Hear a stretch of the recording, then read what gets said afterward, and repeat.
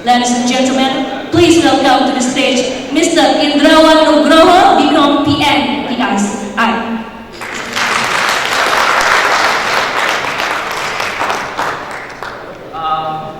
Hello, good morning everybody.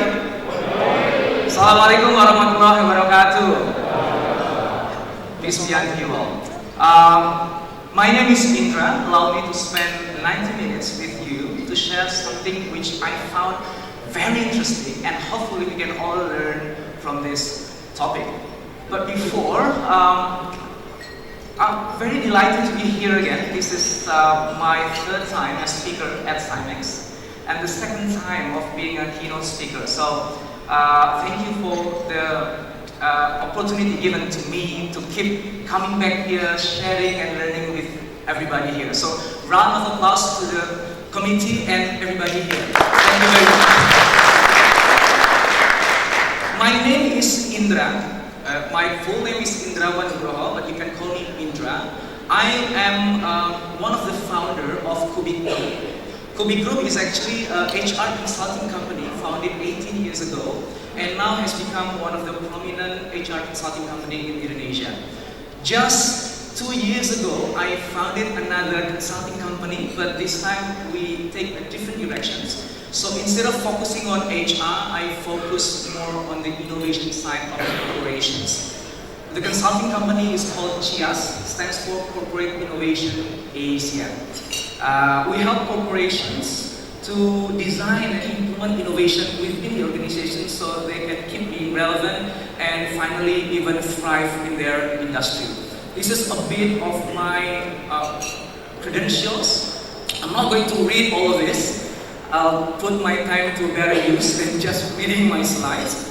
But just to mention that I'm still a student, I met actually some of the students that I've met last week at one of the events. So I'm just here to say also that I'm also still a student. I'm working on my dissertations, focusing on business growth and strategy. I'm a father of 4 and I live in Jakarta, Indonesia. This is my 4 books. The books on the top focus more on the leadership side of the organizations. The one at the bottom, especially bottom and left, I focus more on the coaching side. So how can you become corporate heroes, helping, empowering people around you to become better than their previous self. That means that you are corporate heroes. So that is the coaching book. And the one on the right, the one that I just published 2 years ago, focus more about business competitions, how you can win competition in the turbulent times, how you can use innovation to actually keep making your products or business relevant in the 21st century. And this is where you can contact me, and I really love if we can be friends or network on the social media so that we can keep learning one another. We can keep learning more and more, and I'm very thrilled to keep learning from you, even if we have finished the whole symposium. Okay, that's it about my profile. Let's get down to business. Let's talk about what we are going to discuss this morning. I was asked by the committee to talk about business transformations. By the way, if I stand here, could everybody back there, could you still see me? Would that be okay if I stand here? I can't hear you. Yes or no? Oh, okay. Some yes, some no. Okay, so I'll go up and then sometimes I will go down again and then up again so everybody can see me, right? Because it seems so distant if I stand over here. Okay, that's fine. What I'm going to talk about today, as the committee asked me to do, is talking about business transformations. The original title of my session is Business Transformations in the Era of Uncertainty. But then I changed the title. Because I don't want to talk about concepts. I don't want to talk about theories. I want to talk about real things. Because we can learn so much from real things, from the things that already happen to other companies around us. So what I would like to do this morning is to tell stories about corporate survival. Especially there are 3 companies I like to tell these stories about, which each of these companies They were great. They are like the leader of the industry. They are the king of the industry. And somehow, their fortune fell and went near bankruptcy. But then something miraculous happens. They rose up and then become stronger, become bigger than ever. Now I believe we can learn from them. I believe we can take insight from these stories and then apply that insight to our own organizations, and then maybe we can find our own unique ways to transform our business, to make our business even bigger, even more relevant to these current threats and opportunities in the 21st century disruptive era. Okay, so enough chit chat, let's begin. I will begin with this slide. See, I'm coming down again. It's just becoming a habit. Okay, in 5 minutes I will go up to the stage again. So, if I forgot, please remind me. Okay, Indra, please come on stage. Then I will run on the stage. I will begin with this slide. This is the data that is showing surviving companies on Fortune 500 from the year 2000. And you can see on the graph, it's declining, which means there are more and more companies who used to be on the Fortune 500 list, now no longer on the list. In fact, only 12.2% of the Fortune 500 companies in 1995 were on the list. In 1955 were still on the list 60 years later in 2015. Now this is another data. This one is from Standard & Poor 500. The average Standard & Poor 500 company's lifespan has been decreased from 61 years in 1958 to only 80 years today. So if we see the trend, then we can see that at the current churn rate, 75% of the S&P will be totally replaced by 2027. So just to give some idea on who are these companies, you can see this is people from McKinsey. The one on the right are the big companies. They are the market leaders. They are the king of the industries. But now they're no longer on the index. They exceeded the index. Well, by exceeding the index, it doesn't mean that they died. They probably not die. They just been replaced by these new young companies on the left. Well, actually, some of them actually died. Oda, for example. But not everybody does. They just exceeded the index. And all these new young companies who probably 10 years ago we never heard of, starting to enter the index. That changes everything. That changes the constellations of the industry.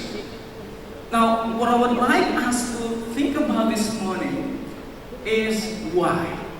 Why did that happen?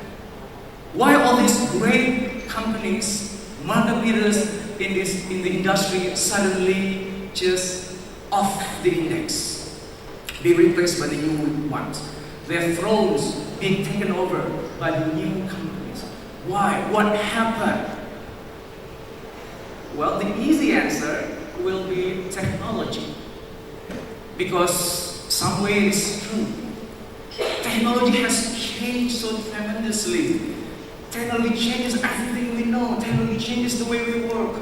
Technology changes the way we consume things, buy things. Technology changes consumer preferences. Technology changes business models, how we do business, how we run business.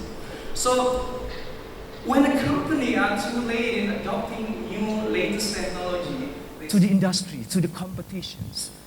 So technology is the one who we can take the blame. We should blame on technology. It is correct, but not entirely correct. It is true that technology is the cause. Some of the cause, mostly the cause, yes. So if we think that technology causing all these disruptions, technology causing all these big companies to actually exit the index, dying even, then it is logical for us to think that maybe technology also the answer. Maybe technology is the savior. So if we can somehow have the money to buy all the technology we need and adopt all those technology into our business, infusing technology in our products, infusing technology in our business process, infusing technology in our business model, then maybe we can survive all this disruption, all this uncertainty. Maybe we can stick on the SP 500 a little longer, on the Fortune 500 list a little longer. Is that the case? Well, if it is, then the solution is simple, right? You buy technology, adopt them. If you don't have the money, you loan money from the bank, buy technology, and voila, you will stay on the Fortune 500. You will stay on the SP 500. But don't you think all those companies exceeding the index, all those companies getting off the Fortune 500 list, they are all companies who has all the money they need to buy new latest technology, right? So they shouldn't be out from the index. And they are actually adopting technology. So if technology is important, technology alone somehow cannot save these companies. Technology is not enough. It is important, but not enough. So what actually will save your company from being disrupted, from being taken out from the index? Well, what would actually save us is actually something much more subtle. I would not disregard technology. It's definitely, we really need to adopt latest technology, yes, but again, it's not enough. What would save us is actually something more subtle. The question is, what is that? What is these subtle things that all those great companies miss somehow because it's so subtle, that actually they hold the key to our survival, to us being still on the index, or even replacing those companies on the index? What is that subtle things? Now, that is exactly the questions I like everybody in this room to find the answer. How do you do that? Well, I'm going to tell you the story of these three great companies, right, as I mentioned before. And at the end of me telling the story, I would like you to discuss within your group, within the tables, and then come up with the answer. What is that subtle things? One thing that big giant companies somehow missed, not doing it right. And then that is the key of their downfall, and also the key of their turnaround stories. So are you with me on this? Is it okay if I ask you to have some discussions after I tell the story? Would that be okay? Okay? Okay, great. Okay, because I want you to find the answer, not me. My job here is just to tell you the story. So you have to find the answer yourself. Right? Is that a deal? Oh, I don't hear you. Is that a deal? Okay, excellent. Round of applause for everybody here. Thank you. Okay, thank you for bearing this with me. Okay, let's find out, okay? These are the three companies that I would like to tell the stories this morning. Like I said earlier, these are the giants of the industry. They are the market leaders. They are the king. They are the icon, the symbol of the industry. Number one, IBM is the king of the computing industry, the market leader, the icon. Second is Harley-Davidson, the icon of motorcycle industry, especially in the US, now in the world. And the last one is Lego. Lego is a what company everybody knows, everybody plays Lego? It's a toy company in the toy industry. They are all the icon, the change maker. Now, they all share the same faith. They were all great, and at some point, they just fell. But somehow, they find a way to rise up again and getting stronger and bigger than before. Why? Is that because of technology? Apparently not. So because of what? Because of that subtle things, which you will find after I'm telling the story. And you will tell me about this. Okay, so let's begin the story. I will begin with Lego. So who hasn't played Lego or at least stepped on Lego bricks once in a lifetime, at least? Oh, so you haven't played Lego or stand on the Lego bricks? So, okay, Lego is a toy company. If you see those little bricks with different colors, your children, the kids put them together, build castles built, cars and everything, those are Legos. I will show you the toys later on the slides. Okay, let's begin with the beginning. Begin with the beginning. Lego was founded in 1932 by a guy called Ole Kirk Christensen. This is the picture of him with his 4 sons. It was during the Great Depression, so Kirk Christensen is actually a failed carpenter. He just lost his business. And it was during the Great Depressions in America and Europe. And not long after he lost his business, he also lost his wife. So it's a very sad period for him and the whole family. And he was so sad looking at his children, missing his mother. So he's trying to fill that void. How could he do that? So he was a carpenter, right? So he can build things, make things from wood. And he began creating toys for his children, to make his children happy. And this is the first toy he made for his children. And apparently his children love the toys. They keep playing with the toys. So Kirk had this idea, if I made more of these toys, I can sell it to the other kids, so I can make other kids happy. And at the same time, I'm also making money, so I can still put food on the table for my kids. And Kirk started making lots and lots of different toys. And Lego was founded in 1932 out of love of his children. So this is 1940. The business of Lego is okay, it's good. It's actually making money, making them survive the Great Depressions. And in 1940, Kirk had this idea to invest in a new technology at the time called the plastic injection, molding plastic injections, where he can create toys using plastic cheaply and faster. And he can create more toys than he could ever make before just using his bare hands. And so he did, he invested on that technology. And since Lego toys made of plastic, and he produced lots and lots of toys. Unfortunately, the market did not respond well. He still sell the toys, but not as he expected. Until his son, Godfred, in 1950 came up with this idea of creating a brick out of plastic.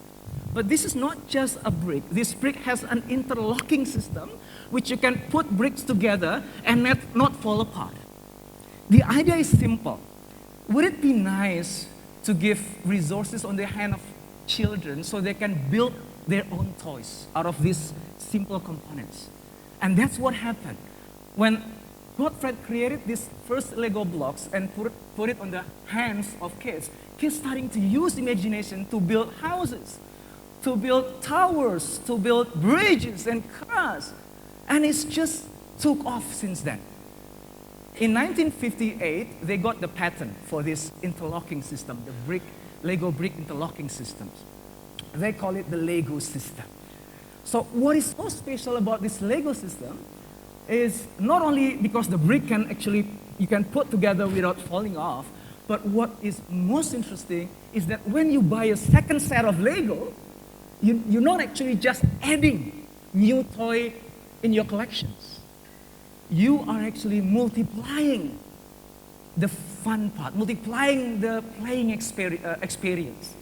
Because now you have a new different set of Lego bricks, so you can create a different kind of castle, you can create a different kind of house, a bigger one, bigger bridges. Your imagination is the limit. And children keep buying new set of bricks because they want to create new things, bigger things, more creative, more interesting things. Yeah. In 1974, again, still the son, Godfred, who continued the business after his father died, came up with another idea of creating this minifigure. He thought that, would it be nice if kids not only build houses, but can create story around that house? There's a mom, a dad, a children who play in the house. Would it be nice? So he created this minifigure in 1974. But this minifigure had a problem. This is so simple, and actually the size of the minifigure is quite big. So when you build a house using Lego bricks, the minifigure could not fit into the house, right? Because it's different scale. So he thought again and again. and then came up with a new version of the minifigure in 1976. He made the minifigure smaller so it can fit into whatever that the kids is building, either a car, a house, bridges, anything. In 1978, he perfected the minifigure by making the minifigure has something protruding out from the head. There was none before. You guys played Lego, right? So, okay. And as you see behind the minifigures, there's holes, right? So you can actually fit the minifigure into the whole Lego set, right? So it won't fall off when the driver sort of like inside the car and you play racing the cars and everything. So it was just perfect. Kids just love it. And then he innovated even more. He created the themes, the box set theme. Now kids can buy a different set box with the different themes. One theme is about castle. Another theme is about space. Another theme is about racing car, about police. Now the imaginations of kids just ran wild. Kids can create their own version of story of pirates. And they can even mix and match all these different sets. You have castles in space. You have racing cars with the police. And the police caught the astronaut, whatever. Again, imaginations is your limit. And since then, the sales just went up. The growth of Lego is unprecedented before in the toy industry. It actually grew 14% for 15 years, which means it doubled the size every 5 years. This is the golden time for Lego until time ends for the golden time. Stagnation happened to Lego afterwards. From 1993 to 1998, Lego didn't grow. People still buy Lego, but at the same pace of growth. There's no growth in Lego. So what should be done by the management of Lego? What should they do to boost the growth once again? Well, there's an idea. Let's triple the production. Okay, create more toys and push all these new toys out there in the market. Hopefully, some people actually buy these toys, and then the growth will start to catch up again. Unfortunately, when they triple the productions, it wasn't not accompanied by the increase in sales. So you can imagine Lego is a fixed cost business. Once you produce Lego, then it will be a sunk cost, right? And when nobody actually buy the Lego pieces, you are losing lots of money fast. And what makes things worse is during that time, there was a depreciation of Danish kroner against the US dollar. So the Lego piece is becoming more expensive than the competitors. Another things that make things even worse is that the competitors, they actually outsource the production to China, making their toys more cheaper. And in that era, not only they stuck with all this inventory consisting toys that nobody wants to buy, they also cannot sell more because the price is no longer competitive. So again, the management has to think, how do we get out of this? Okay, the plan A did not work. We tripled the production, we lost more money. So what can we do to reverse the situations? Okay, first they have to save the company, so they fire employees. Okay, classic technique for surviving during crisis. Yeah, they fired 1,000 Lego employees. Does that solve the problem? No, but at least it cut the cost. Okay, so how do we actually save the company? Cutting the cost is not enough. We have to really save the company. Okay, what do? We have to innovate, because innovations is in the DNA of Lego. So we have to think something new. We have to think out of the box, creating more toys, new toys that kids will love. So what they did then is they replaced the old toy designer within the company with a new one. They recruit 30 young designers from top design school in Europe. 30 of them, new, fresh graduated from the best design school in Europe, put into their R&D lab, and then they were asked one thing: create new Lego toys. And please use your imagination, think out of the box, just create something nobody ever thought about, and once again, we redefine the industry. And then they actually did. They actually created new toys, different from what Lego used to make. This era is called the innovation era of Lego, where Lego aggressively innovate in all aspects of toy creations. And this is some of the toys being created in that era. There's Lego Scala, Lego Snap, Lego Jackstone, and Lego Primo. It's completely different. How you play the toy is different from what used to be played using Lego bricks. Right? Because the idea is finding new markets, creating something different, something new. Right? This is another set box by Lego called Lego Galidor. Management of Lego actually have high hopes for these products. They put a lot of money, they invest a lot of money for this product, and they believe this product will actually save Lego at the time. It's a different kind of Lego. It's based on action figure. Why? Because at that time, the competitors are actually making action figures, and the sales were good. So they thought, maybe we should also create an action figure. So they created an action figure, and you don't have to build this action figure. So when you buy the box, you open the box, and then you just snap a few things, and then within less than 2 minutes, you can begin playing. It has even electronics inside the action figure. So kids can play with the electronics. It has its own TV shows, imagine that. So that kids have the background story of each character.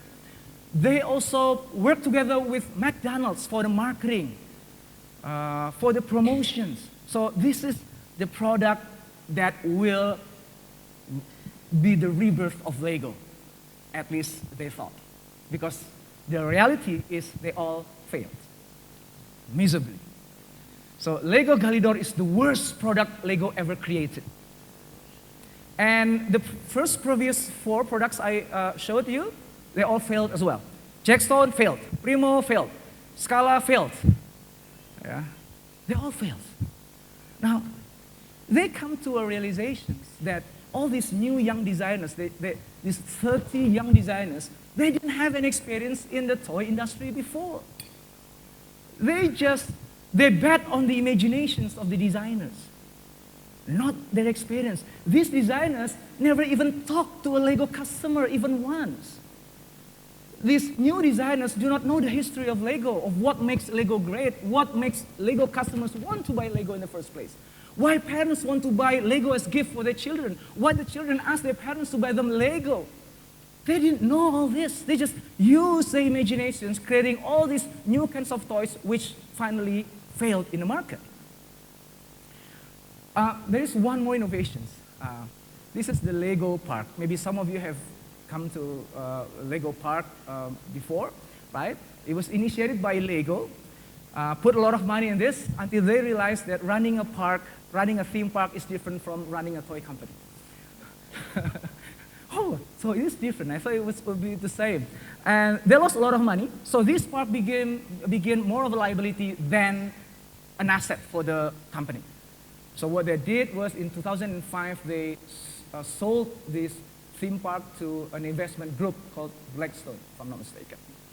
Okay, so all those crazy innovations actually not saving Lego, but instead bringing Lego to its knees. Lego come to a crisis state. They don't know what to do. They have innovated, they failed. They cut costs by laying off people, still failed. So what could Lego do? Is it technology? Or is it something else? Or is it something more subtle than that?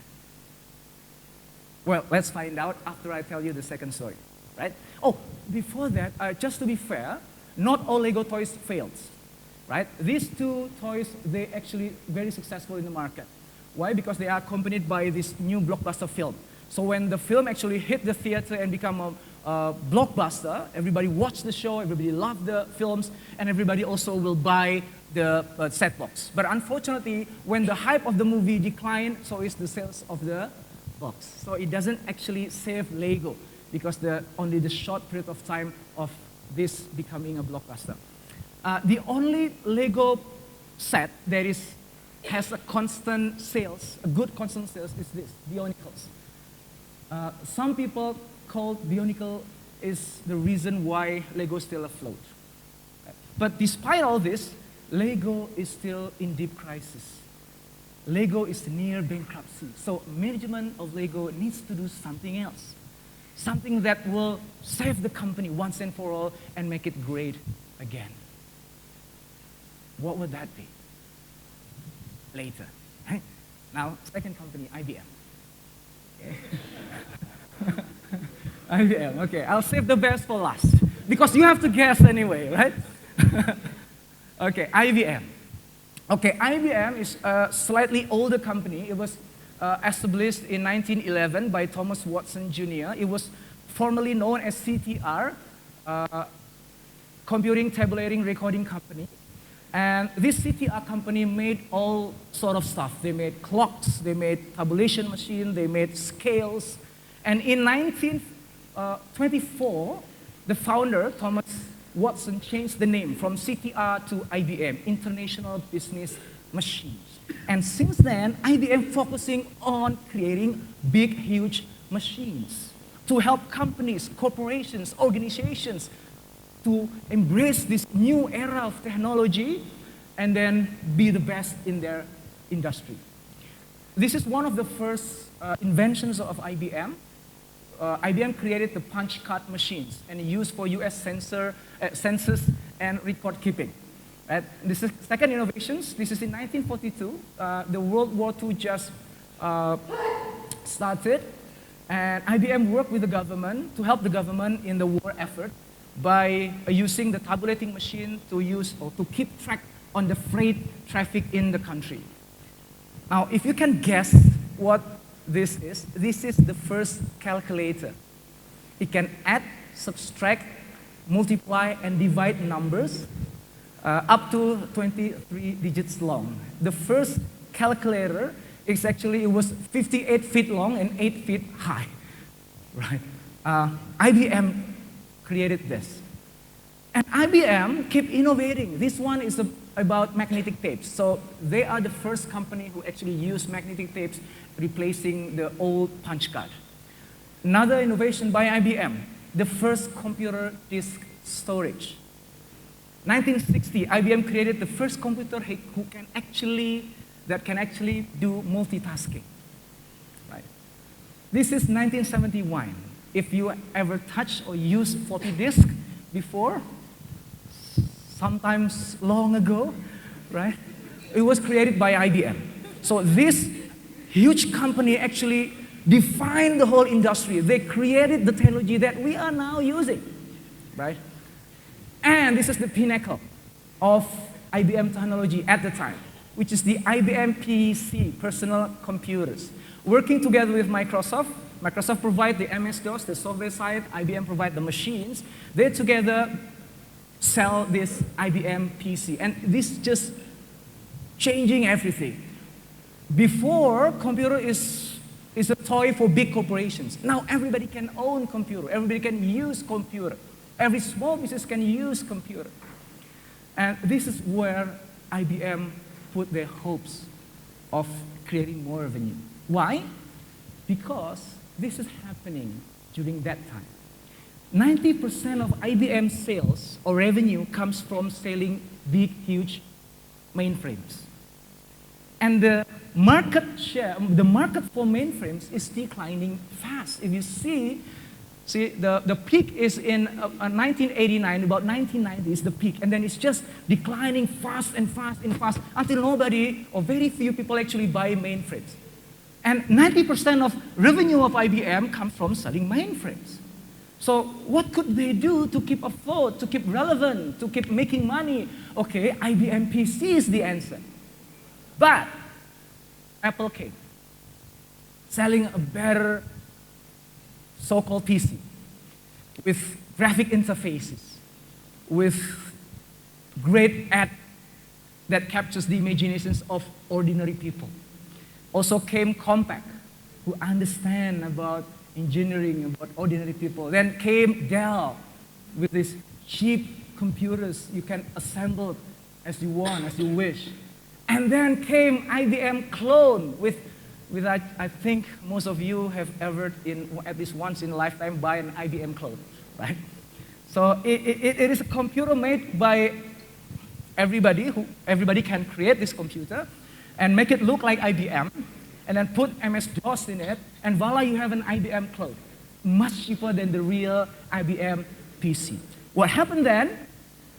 Suddenly, IBM doesn't have anything to sell. The mainframe, nobody buy mainframe anymore. And when they try to sell IBM PC, they cannot compete with the other machines out there. 1990s is the worst time for IBM. IBM almost went bankrupt. In 1992, they actually launched this IBM ThinkPad, which was good. The market reception was good, but still not enough to help IBM rebound from the near bankruptcy. People start calling IBM a giant elephant. Giant, big, lumpy elephant who just breaks things and cannot do anything. Even journalists at the time, they are cynical about IBM. This is, for example, Computer World says that IBM prospects for survival are very bleak. Economists said this, a company of IBM size, however organized, can't ever react quickly enough to compete. Even Larry Ellison from Oracle, company Oracle, said this, IBM, we don't even think about those guys anymore. They're not dead, but they are irrelevant. So all these big giant companies who take pride of innovations and define the whole industry somehow becoming more and more irrelevant. In 1993, for the first time, IBM posted a loss of $8 billion US. Even the IBM share fell from $43 US to only, in 1987, to only $12, about 5 years later. This is scary. All these things that they have created, the industry that they have built, suddenly they become no longer relevant. And bankruptcy is not far away. Now, in 1993, someone new came. His name is Lou Kessler. He is the first outside leader of the company. He actually came from, he was the CEO of the American Express. He knows nothing about technology company, about running technology company. He has no experience in technology. But that somehow is why he succeeded in doing turnaround in IBM. Because he did not get trapped with all this paradigm and mindset of a techie. He saw the company in a whole different perspective. Now, before Lou Kessler, this is the CEO, the previous CEO is John Akers. He actually came up with a solution to save IBM. How? By dividing this big giant company into small baby blues. The big company, people call it the big blues, and they will split the big blues into small baby blues. Each focused on a different technology, either is processors, storage, software, services, printers. So all these smaller companies will be more agile. They are more focused and had lower cost structure. So this was already in place when Lou Kessler came in the company. But what Lou did was declining that. He said, no, I decided to keep the company together instead of splitting into separate independent companies. Why? Because before Lou became the IBM CEO, he was IBM customer. When he worked at American Express, he knew firsthand how difficult it is to manage different technology vendors with different technology types and then try to integrate them together. It's just nightmare. So all customers out there, big companies out there who needs to adopt technology, wish there is one integrator who can help them design the whole architecture of the technology and actually build the infrastructure and help them run the technology. They don't want to work with multiple vendors, they want to work with one integrated solution provider. And based on that insight, while he was still the customer of IBM, he decided this. And it turned out that that decision is a very defining decision. not only for him, but also for the future of IBM. But again, he still has a company to save. Sales plummeting, cost is high, so he needed to cut costs. And the first thing to do, just like Lego, what did he do? He fired people, right? Lego fired just 1,000. Now he's braver than that. He fires 100,000 people, right? Reducing costs. But not only firing people, he stopped making unprofitable products. If you knew then, IBM producing different kind of technology just for the sake of I can, because I am IBM. One of the examples is iOS 2. It's the operating system of IBM used on IBM computers, who everybody knows is worse, much worse than Microsoft. Microsoft is way better. But they keep producing it, they keep doing it, they keep putting those iOS in the IBM machines. Why? Because of the pride. This is us doing, this is IBM. So they keep unprofitable products just because of the pride. Well, Lou Gerstner came from outside the company, had no emotional attachment to the products whatsoever, and then he just decided, okay, kill all those products. Okay, I don't care about your pride, I don't care about your history, just kill all those products, right? Let's create something profitable. And he even decided to withdraw from the retail desktop PC entirely, no longer creating IBM PC. The category he helped created, he exited from that category. All these hard decisions actually saved IBM. IBM no longer at loss. In fact, IBM started to make profit returns. But the question remains, just because you are no longer lost doesn't mean that you can survive in the long run. Right? So could he return IBM to the former glory? Could he make IBM relevant again? Could he put IBM into the growth like before?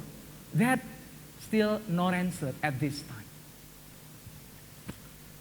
So he did something eventually and did save the company, not just from bankruptcy, but actually his decisions, his action was actually making IBM better, bigger than before.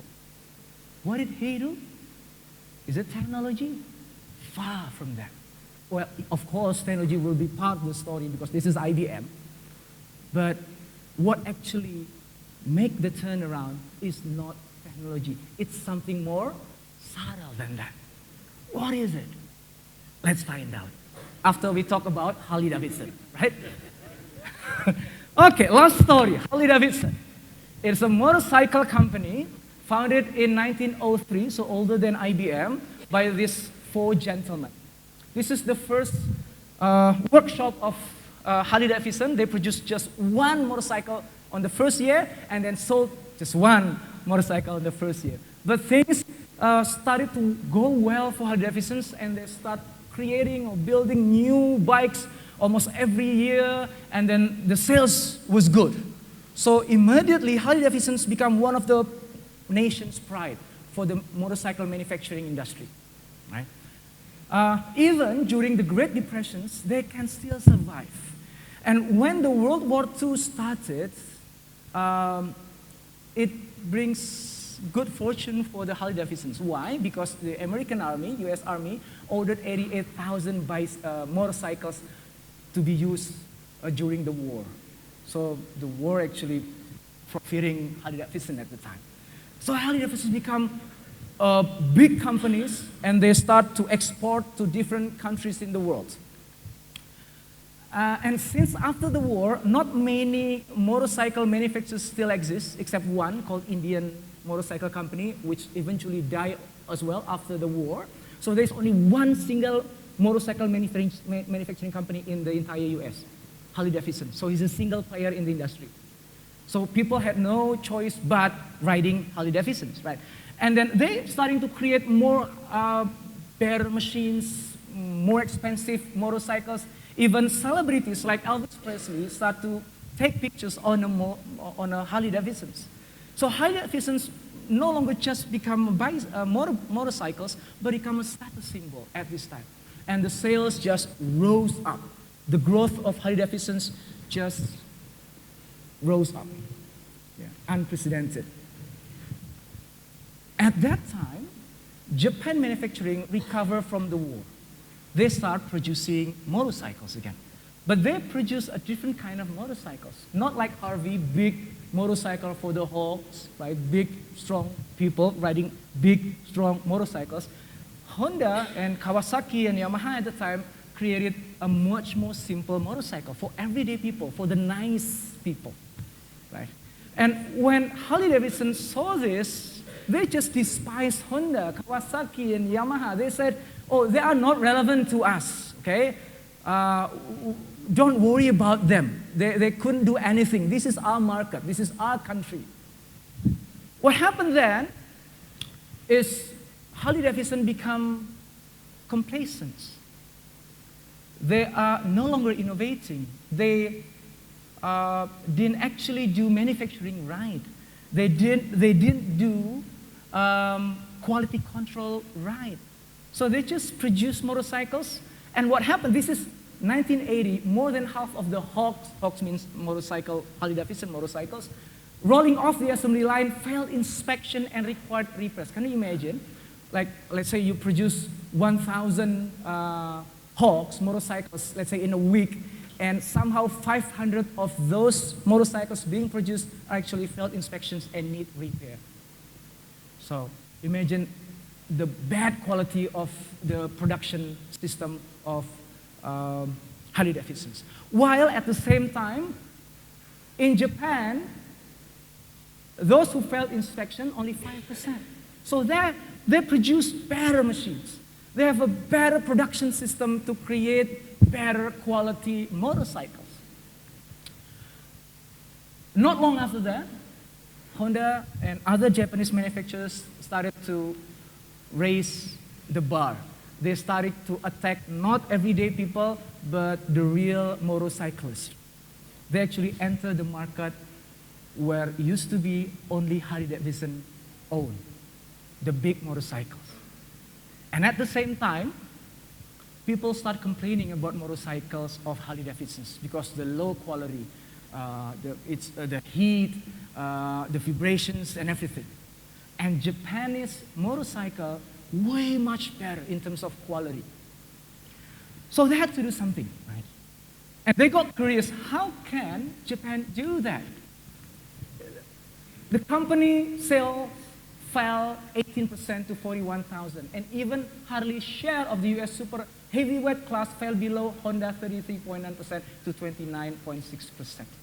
This new entrance, the Honda, Japanese manufacturer, who just entered this target segment, which was dominated only by Harley-Davidson, starting to replace Harley-Davidsons. Harley-Davidson's domestic market share plunged to only 5%.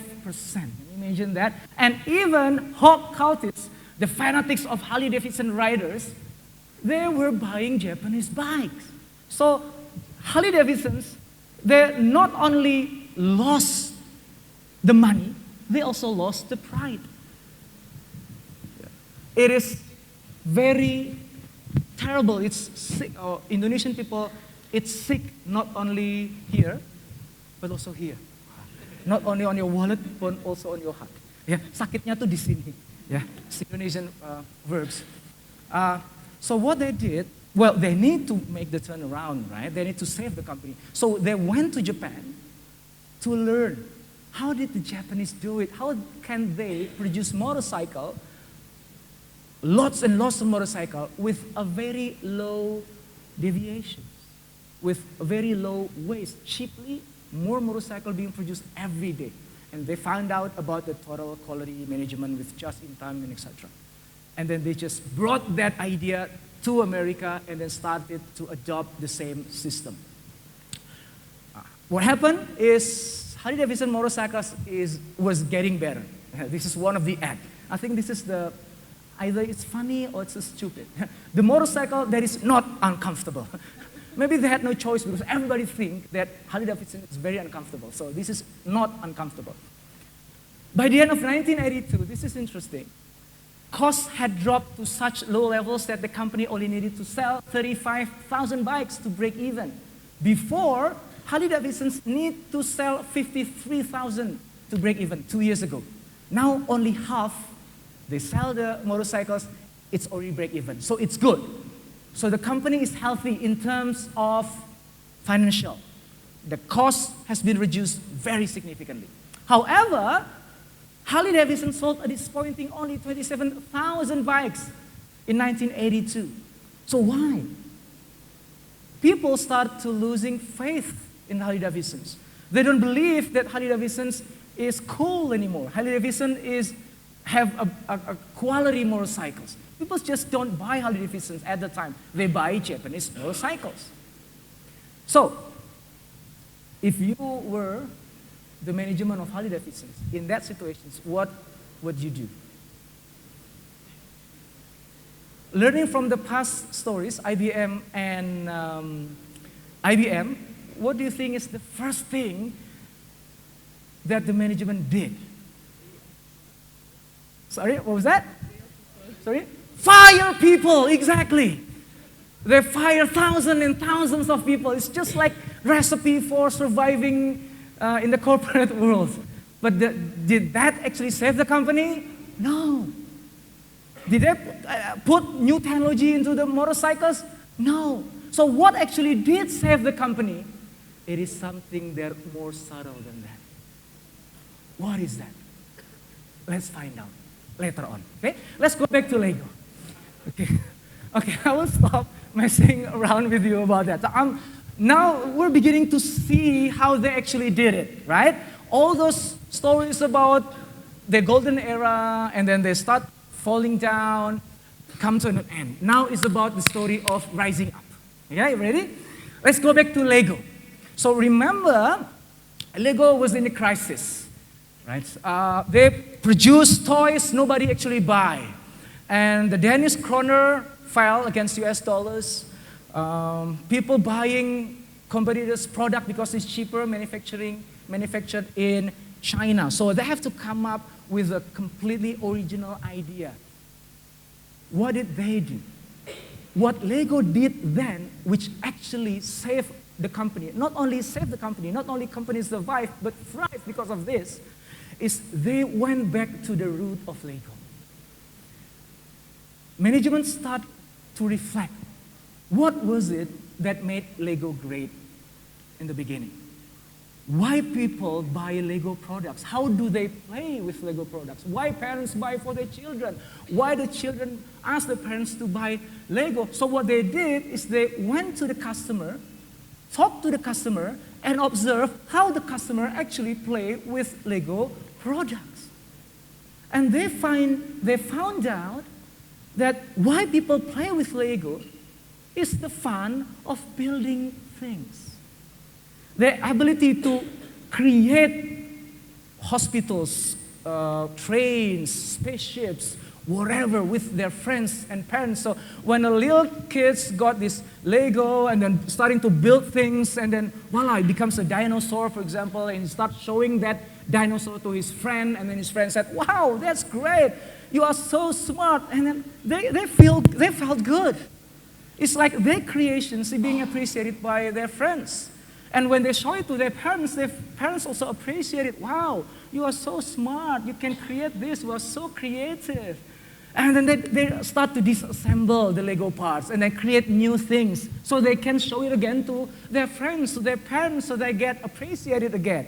And the parents start to see the value of the Lego toys. This particular toy is actually helping my children to be more creative, to build new things other than just breaking things, right? So parents want to buy Lego so that the kids could be more creative. The kids love to buy Lego so they can play with it, creating new things, showing it to friends, and start mixing up with different set of Legos. I remember when I was a kid, I have my Lego sets. I mix them all together, and my neighbor, also a fan of Lego, he had his own different set of Legos. And then one day, we came up with an idea. Hey, you know what? I have a full set of Lego bricks. You have a full set of Lego bricks. Why not we combine our Lego bricks together, right? So we can create bigger things, bigger airplane, bigger cars. Imagine that. And then we decided to actually combine our Lego bricks. And then we can create all the sort of size. We can create a mini town. We can create a moon space landing by combining my Lego bricks and his Lego bricks. Only then we actually end up fighting because we could not decide where to put all this Lego brick. Is it in my house or is it in his house? Right? So that did not end up well. But the idea is creativity, building things. So by understanding the customers, why they like Lego in the first place, how they play Lego, the company made a policy, a new policy. Instead of telling the R&D people to use your imaginations, create all the new toys with out-of-the-box thinking, no, they started creating the box. They standardized everything. They standardized how the blocks should be made, the size, the color of the blocks. So you can't use all the colors you want. Here are the palettes of colors you can use. Because from our research, these are the colors that kids love, the parents love. Okay? And these are the pieces that you can make. Don't create new pieces that is not relevant to this chart. Well, at first, maybe the designers think, oh, this is limiting my creativity. But instead, when you create a box, when you create a boundaries on your innovations, creativity ignites. You start thinking new things, different things. And this two set-top box was created because of that. Now, these two set-top boxes are different from the previous one. The first one is the Lego Legends of Chima. Right? It has a very strong storytelling part of the game.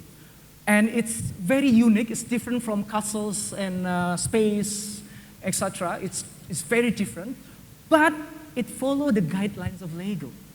Either the size of the bricks, the form of the bricks, all this interlocking system, so that when kids buy this, not only they can create a new type of Lego, they can combine it with their old Lego. Right. The other one, the purple one, is Lego Friends. It is targeted for a different market segment. This is for young girls, as you can see in the picture. Still, all standardized with a set of colors, set of Lego bricks, so that they can mix and match with different Lego sets. What happened then? They start making the sales. They recover from crisis by understand what the customer really, really want. What is good about their toys in the first place. And when the digital technology came, Lego did adopt the technology. They actually created this Lego video games. Now, what is interesting about this game, because my kids play this, which I also played, but keep losing from my kids, right? Is if you want to move to a certain level, you have to actually build something out of virtual Lego bricks. So they created all these virtual worlds, but they never abandoned what makes Lego great in the first place. The ability to create something out of Lego bricks. Okay? Lego just accelerates. The growth just accelerates tremendously. Now, if you are curious about this spirit of Lego, you can watch this movie. Maybe most of you have seen the movie about this guy, Emmett. The story of the movie actually represents the spirit of what Lego tried to convey. The spirit of building something, having relationship with friends, with sisters, brothers, and parents, and Lego become the catalyst for that creativity and imagination. Okay, financials. Lego actually now surpassing Mattel and Hasbro in terms of sales growth. So it is not long from now, if everything's still on track, Lego would be the biggest toy manufacturer in the world. At the brink of bankruptcy, Lego actually could rise up and be the king of the industry. That is how Lego story ends, at least until today. How about IBM? So remember that IBM was at the worst time ever during the history of IBM. What did Lou Gerstner do? He did cut costs and make profit again, but at that moment he didn't know how to make the company rebound. One thing that was sure for him was the culture of the company actually prevent IBM from rebounding, from rising up. He said this: IBM was bloated with excess bureaucracy and costs, and its people were demoralized. Rather than work together as a team, divisions competed against each other, both internally and in the field. He also said the entire company was dangerously preoccupied with itself and not with the customer. So he needed to change the culture of IBM if IBM wanted to rise again. But how did he do that? There are 3 million IBM employees all over the world. How did he do that? And he still hasn't got an idea on what is the next big product that will save IBM. He knew that it was about services, no longer selling hardware, because hardware is falling down. He knew it was services, but what kind of services that IBM should sell? So these two questions really, he had a hard time thinking about it, until one day he had this idea. His idea was called the Operation Bear Hug. Has anybody ever heard of this? Not many people mention about this, but this is true. This is a program where Lou asked 50 of his managers, along with 200 of their direct reports, to meet the customer. One executive at least meet with 5 existing customers, face to face. You can't meet over the phone. You have to go meet face to face. One executive, 5 existing IBM customers. To do what? Sell products? No. They were not allowed to sell product in that meeting. What they have to do is only listen. Meet the existing customer and ask, what is your problem these days? How can IBM help you solve the problem? So imagine 250 executives spend 2 weeks on the field meeting with existing customers, asking that questions and write down whatever the customer says. All those informations were brought back to the management and to Lou and then analyzed. The result of that program was amazing. First, these executives, IBM executives who were too snob, they think they know everything about customer, suddenly realized they don't know anything about the customer. And the culture for customer empathy begins to rise at IBM. Okay, that's just the first. The second one, which is most importantly, that defined the future of IBM, is this. During the conversations with the customer, they found out that a lot of IBM existing customers, they are curious about the internet. It was a new technology at the time. They all know that the future is on the internet. They're just not sure how their business can actually use internet to grow the business. They don't know about internet, how to integrate with the business, with the product, with the business model, how to make money out of internet. And that gave birth to a new business line set by Lou Gessner called the E-business, IBM E-business.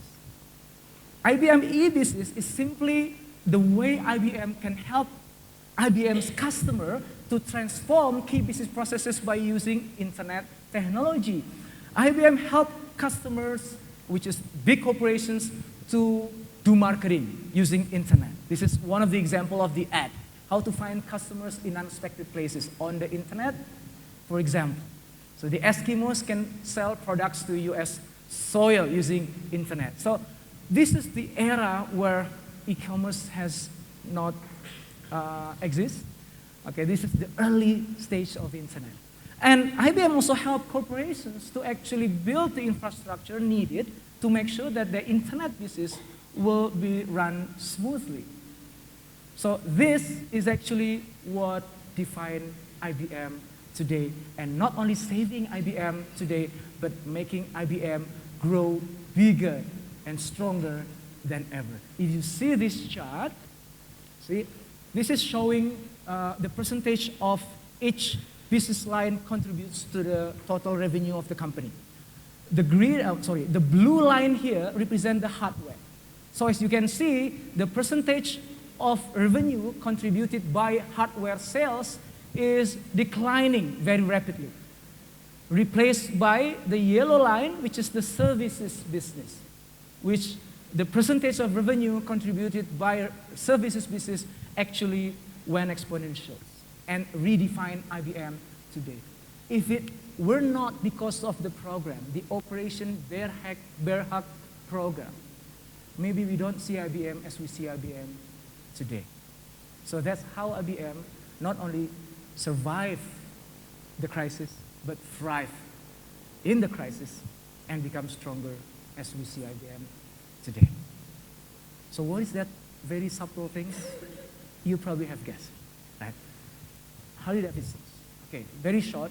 What they did is actually creating this program. This is called the Super Ride program. It is actually simply a test drive program. So they work with about 6,000 dealers across US and invited all the potential customers of Harley Davidson to come to the dealer and then try firsthand the new Harley Davidson motorcycle. They want to show everybody that we have changed. Our products is much better, higher quality. So they believe when people actually drive the new Harley Davidson, they will fall in love with it and they will buy Harley Davidson instead of Japanese motorcycles. And so what happened is 40,000 existing customer and potential customer actually came to the dealers. They all actually tried the new Harley Davidsons. And those who came, interestingly, the management noticed something quite interesting for them. Why? Because the people who actually came to the dealer, they wore all these attributes with Harley Davidson logo on it. They wore jackets with Harley Davidson logo. They wore hats with Harley Davidson logo. Even some of the people attending the event, they have tattooed on the skin with the Harley Davidson logo. And then it struck them. Management of Harley Davidson realized something they did not realize before. People buy Harley Davidson is not just for the quality of Harley Davidson. It's even irrelevant talking about quality when it comes to Harley Davidson. They buy not the bike, they buy the Harley Davidson experience.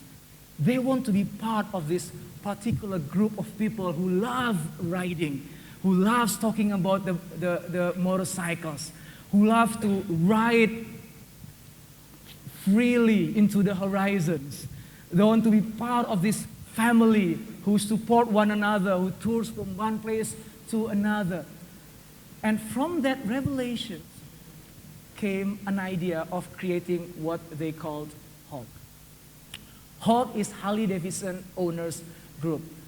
Basically, when you buy Harley Davidson motorcycle, you immediately become the member of the HAWK. And when you are the member of the HAWK, you get a monthly subscription, free subscription for a magazine about big motorcycles. You will get invited to events of Harley Davidsons. You will be invited to touring events of Harley Davidsons. Even if you go out of town, for example, you can rent Harley Davidson motorcycles in that town, etc. So this HAWK actually humanized Harley Davidson. And not only gives customer direct access to the Harley family, but also it allows them to feel like one of the family. So they are now market Harley Davidson in a completely different way. Well, they keep improving the quality, of course, but that's not the savior of the company. What saves the company was that family feeling, the feeling of being part of the group, the value that they share together, something that they did not realize until they created the Super Ride program.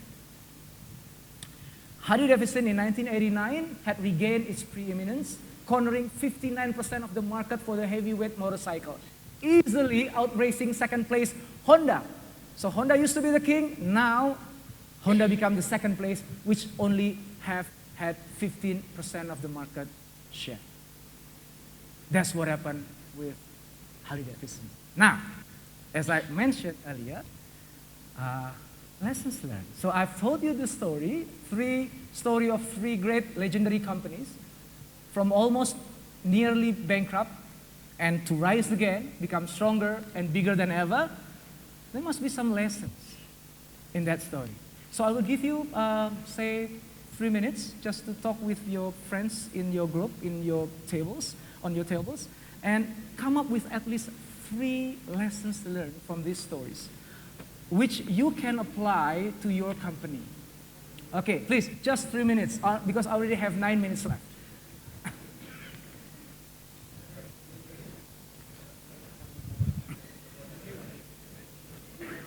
I mentioned earlier about these subtle things. What do you think is that subtle things that not only make the company survive, but also thrive?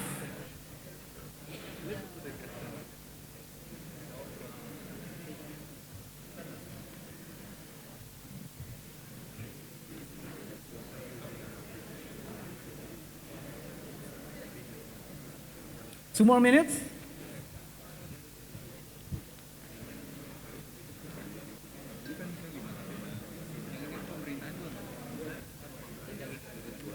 What is that subtle things that I kept mentioning from the beginning of my presentation? 1 more minute. Yeah. 30 more seconds.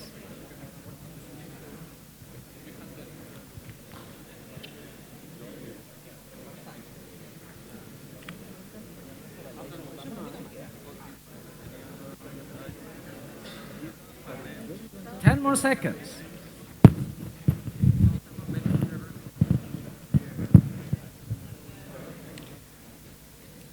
Okay, time's up.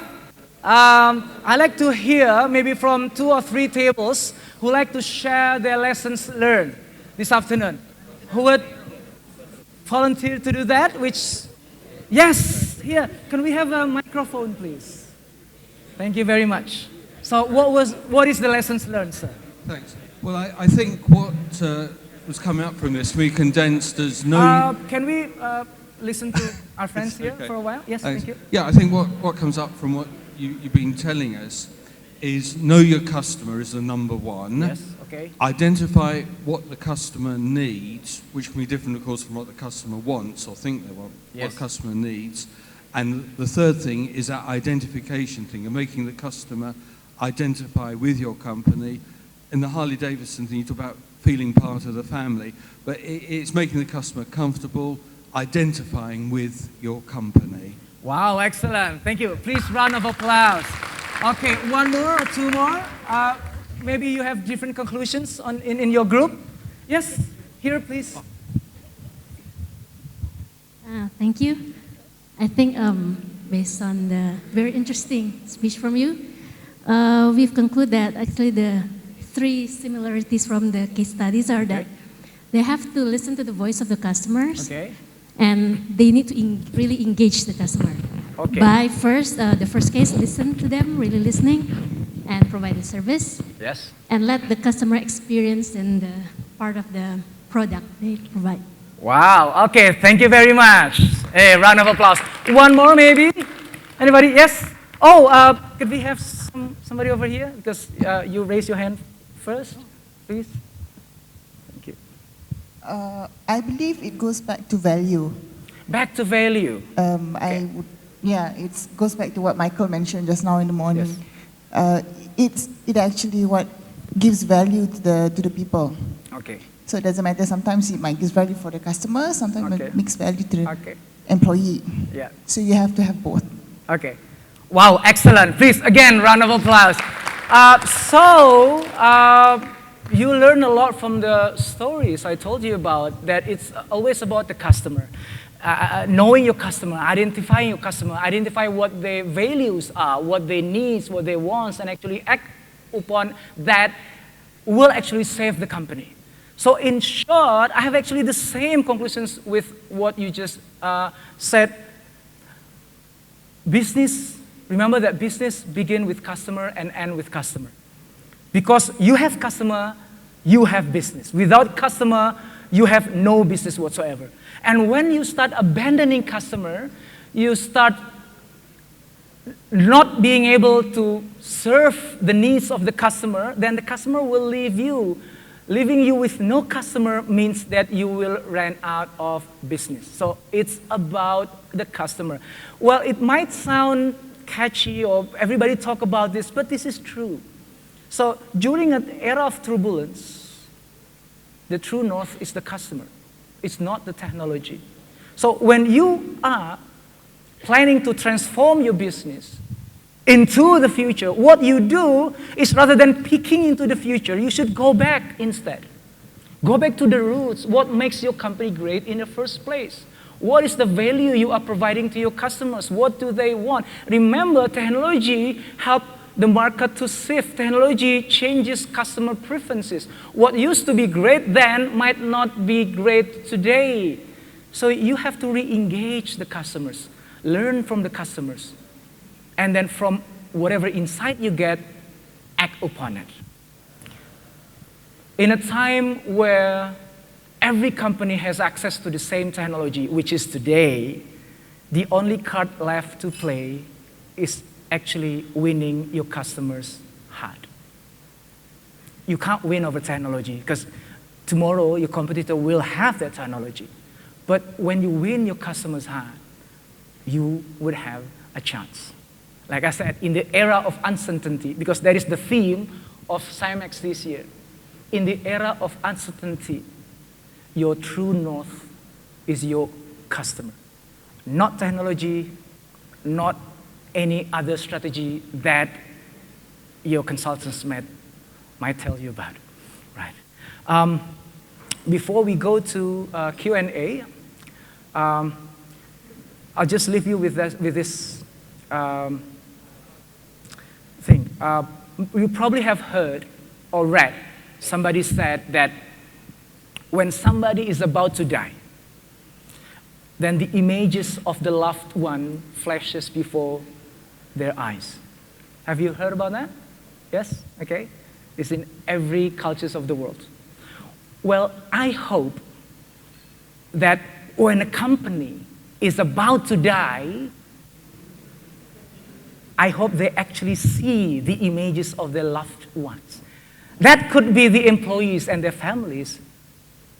And that could also be your customers, their customers.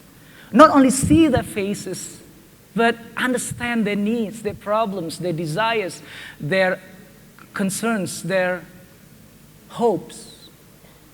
And then when you find that, get the insight, and act upon it, maybe you will be saved after all. Maybe you're not going to die after all. Maybe you will see the light of day again tomorrow. Maybe your life will be spared.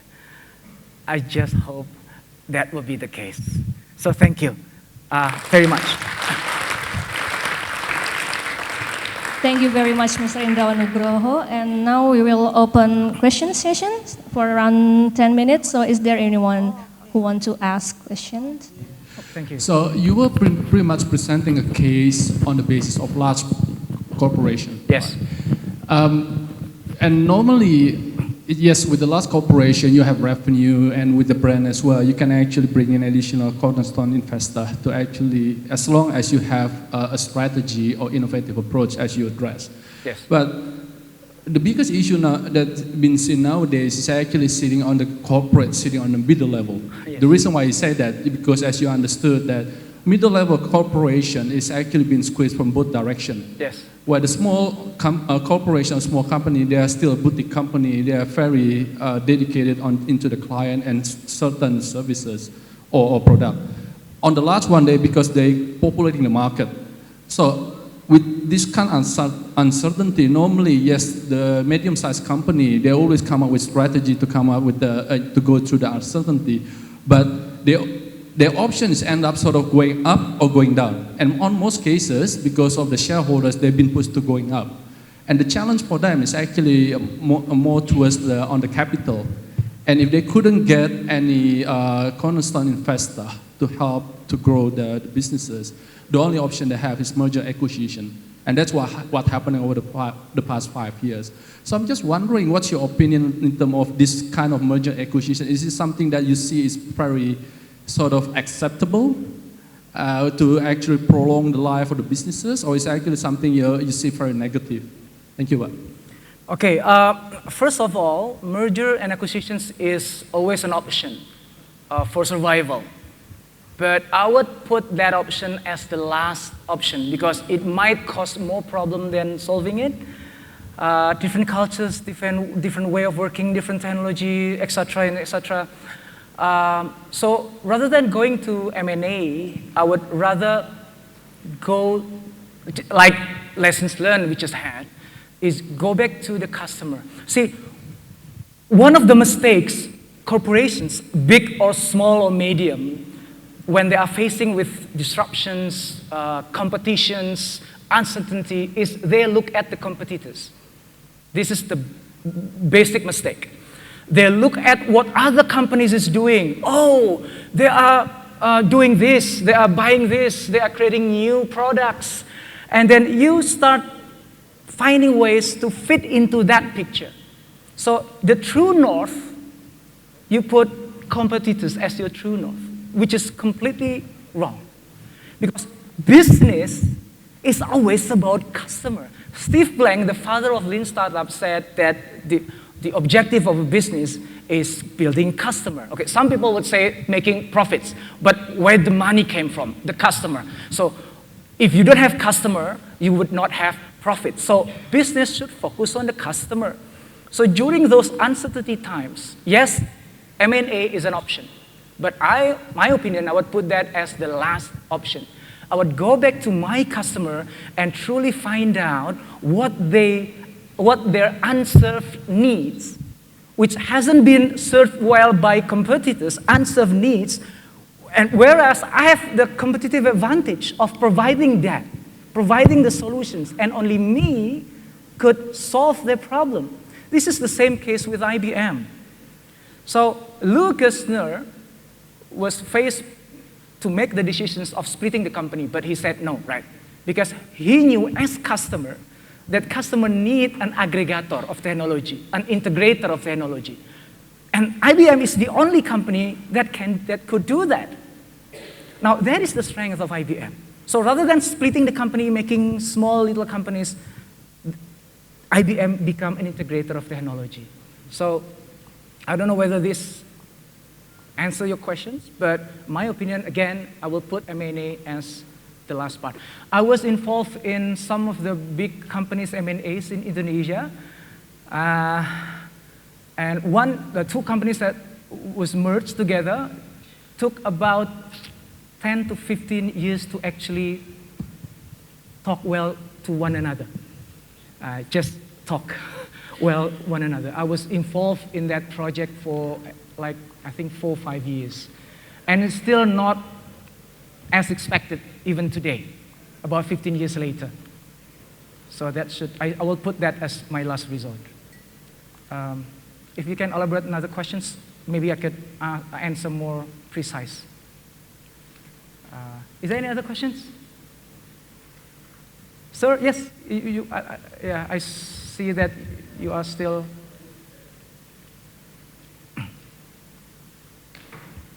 So your suggestion is actually to actually size down the medium size into more to the small size, because like as you say, like merger acquisition. Of course, I agree with you.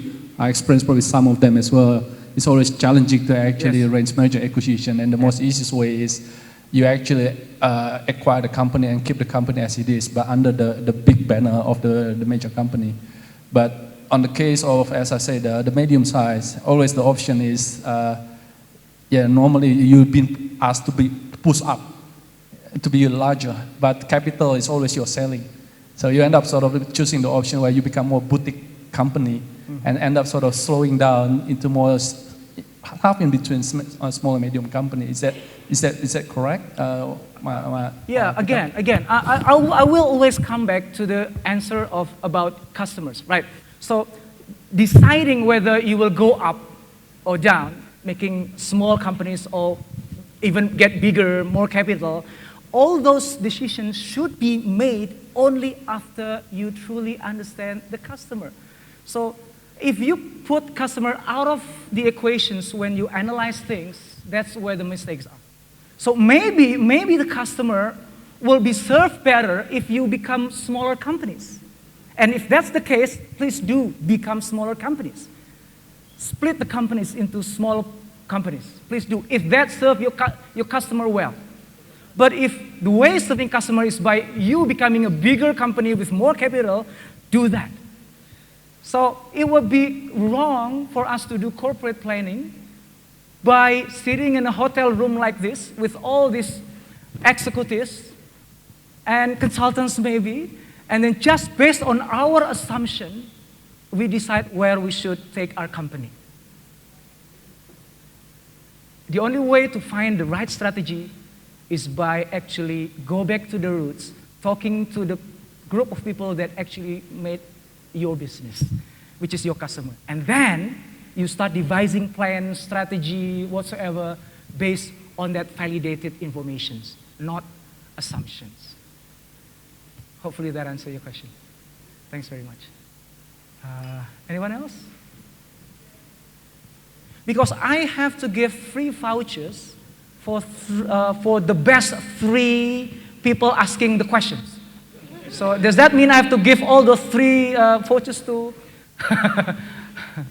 Okay. Okay, I'll be here all afternoon, so you can ask me questions during lunch. I'll be very happy to. Thank you very much.